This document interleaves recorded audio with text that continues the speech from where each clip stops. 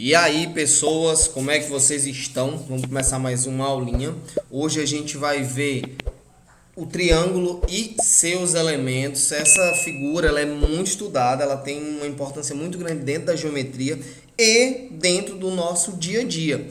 Porque se você prestar bem atenção, você encontra não no meio natural, mas no meio artificial, né? No meio criado pelo homem, você vai ver várias coisas que remetem ao triângulo, que dão ideia de triângulo em nossas casas, nos prédios públicos, em praças, em muitos locais a gente encontra algo que dê uma ideia de triângulo ou que tenha como fundamento ou alguma base o triângulo, beleza? Primeiro, aquela coisa básica, o triângulo. O que é um triângulo?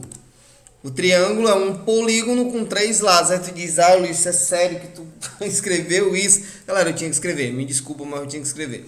Triângulo é um polígono com 3 lados. Por consequência, ele tem 3 vértices, 3 ângulos internos. Tá aí, ó, uma figurinha, um triângulozinho bonitinho. Você tá vendo aí? Essas partezinhas coloridas são os ângulos e a gente vai já falar um pouquinho sobre cada um dos elementos dele. Isso é só para você ver como é que um triângulo se estrutura, né? Você tá em algumas partes aí, agora a gente vai realmente para os elementos dele.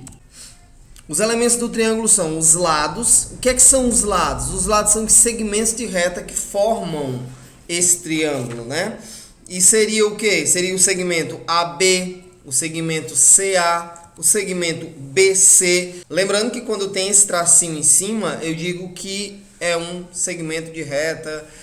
Se tiver 2 setinhas, eu digo que é uma reta. Se tiver uma setinha só para o lado direito, eu digo que é uma semi-reta e assim vai embora. Se bem que na maioria das vezes na pressa a gente acaba nem colocando as setinhas, então fica assim para todo mundo. Eu acho, não sei se vocês já chegaram a ver, mas fica assim para todo mundo e tá valendo. É lá na figura que você vai dizer quem é e quem não é. Aí nesse caso eu estou falando de segmentos de reta, que são os meus lados. Por que segmento? Porque o lado ele tem começo e tem fim. Se eu disser que ele não tem fim, então eu não tenho um polígono. Vai ser uma figura aberta, logo ele não pode ser um triângulo. Eu tenho também os vértices, tá aí. Quem são os vértices? São as quinas, né? São os encontros dos lados. Então eu tenho o lado AB com o lado AC. O encontro deles, que seria bem aqui, ó. Esse aqui é o lado AB e esse aqui é o lado AC. O encontro deles está bem aqui, ó. É o vértice A.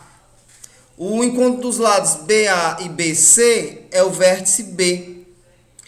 O encontro dos lados CB e CA é o vértice C. Então, quem são os vértices? Vai ser A, B e C. Esses são os vértices desse meu triângulo aí.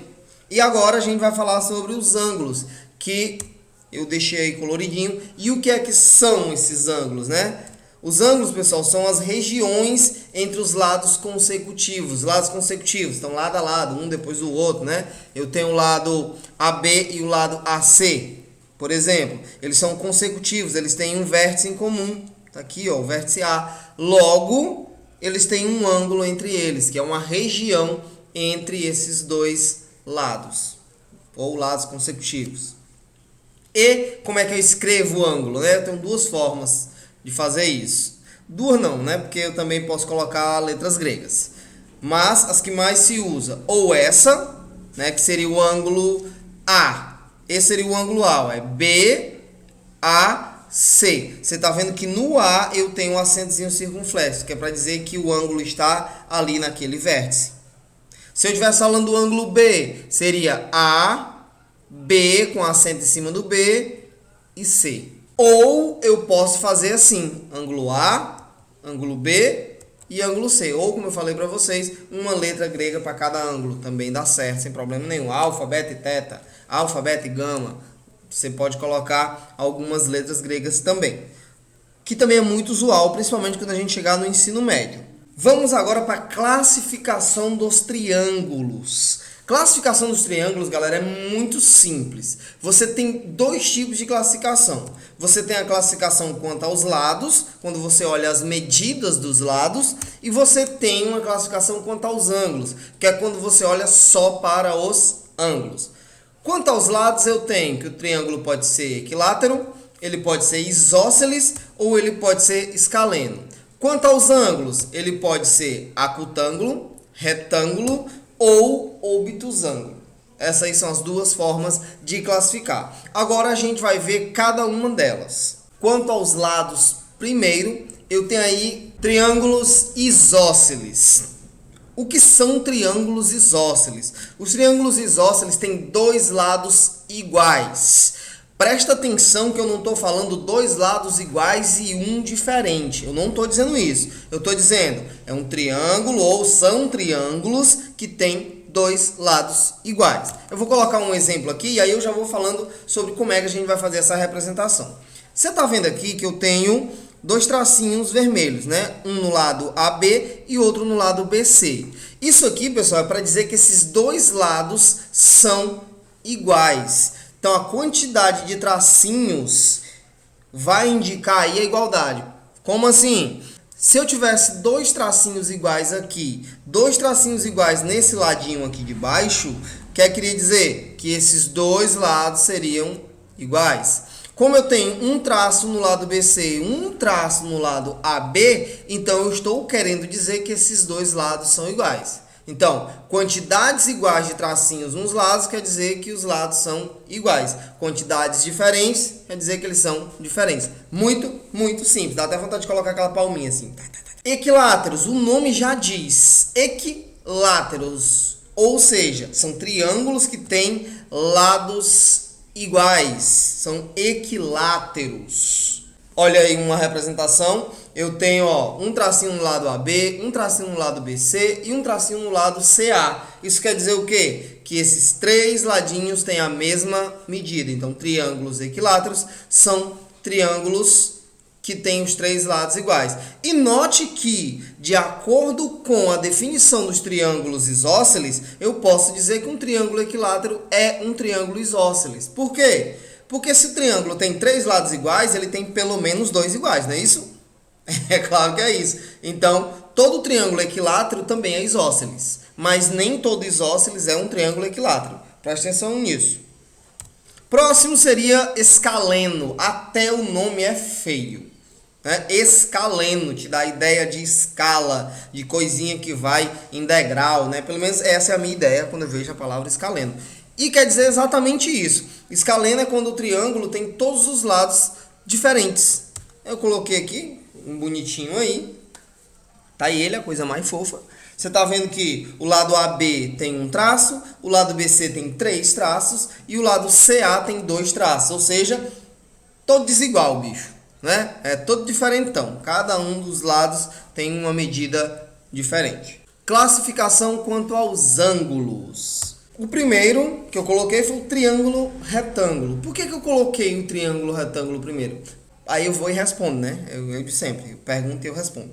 Se você souber, você responde aí também, não tem problema não. É bem melhor que aí rola uma interatividade indireta, que eu acho que está acontecendo, eu fico mentalizando aqui. O triângulo retângulo ele vai servir como unidade de medida para os outros, ou seja, eu vou comparar os outros com ele. O que não for retângulo vai ter um nomezinho, que for maior, digamos assim, que o retângulo vai ter um nome. O que for menor vai ter outro nome. E assim por diante. Então, se eu tenho um triângulo retângulo, já está dizendo retângulo, ele tem um ângulo reto.